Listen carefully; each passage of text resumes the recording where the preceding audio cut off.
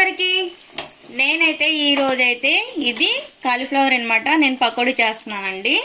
దీంట్లో నేనైతే ఏమేమి వేసుకున్నానా ఏంటా అని మీకు నేను చెప్తాను, వినండి వివరంగా నేను చెప్తాను। ఎందుకంటే ఇవి చాలా మందికి నచ్చుతాయి అన్నమాట సింపుల్ గా చేసుకోవడానికి। నేనేం చేశానంటే ఫస్ట్ కార్న్ ఫ్లవర్ పౌడర్ కొంచెం వేసుకున్నాను, దానిపైన కొంచెం చికెన్ మసాలా వేసానండి, కొంచెం మళ్ళీ శనగపిండి వేసాను, కొంచెం రైస్ పౌడర్ కొంచెం వేసాను, తర్వాత కొంచెం కారం వేసానండి, నేను సాల్ట్ కొంచెం, అంతేనండి। ఇంక ఇందులో ఏం వేయలేదు।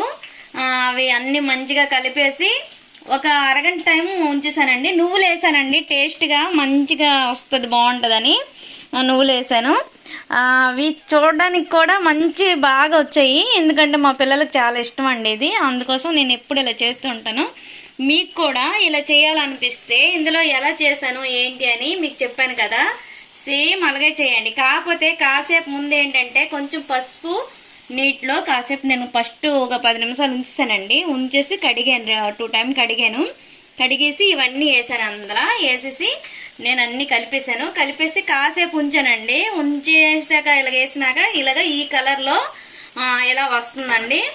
ఒక ఏ ముక్కకి ఆ ముక్క చూడండి బాగా, అంటే అంటికోకంట దేని మట్టుకు అదే వస్తుంది అనమాట।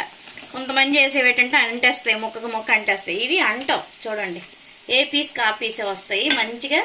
పిల్లలకు తినడానికి కూడా చెయ్యికి ఆయిల్ అంటదండి, ఆయిల్ అంటకుండా కొంతమంది ఆయిల్ తినము మేము అనేసి అంటారు కదా, కొంతమంది ఫుడ్ కొంచెం తగ్గించుకుంటారు, తినరు, అలాంటి వాళ్ళకి అనమాట మేము డైట్లో ఉన్నాము అంటారు కదా, అలాంటి వాళ్ళకి ఇది బాగుంటుందండి। ఎందుకంటే ఆయిల్ ఎక్కువ అవసరం ఉండదు, దీనికి ఆయిల్ పట్టదు అసలు, ఎందుకంటే కార్న్ఫ్లవర్ పౌడర్ వేసాను కొంచెం, రైస్ పౌడర్ వేసాను కొంచెం, దానివల్ల పూర్తిగా రైస్ పౌడర్ వల్ల పూర్తిగా ఆయిల్ ఇది పట్టదనమాట, వీటికి ఉడుకుతుంది కొంచెం అంతేని, కానీ లోపలికైతే వెళ్ళదు ఆయిల్, అలాగా నీట్గా వస్తాయి ముక్కలు। ఒక్కసారి పళ్ళెంలో చూడండి ఎలా వచ్చాయి ముక్కలు, విడివిడిగా వచ్చాయి, ఎంత బాగున్నాయో। వీటికి అస్సలు ఎవరైనా తినొచ్చు, కొంతమంది ఆయిల్ ఫుడ్ మేము తినమంటారు, కానీ ఆయిల్ ఫుడ్ అనుకోవడానికే, కానీ ఇందులో అయితే ఆయిల్ అయితే ఉండదు।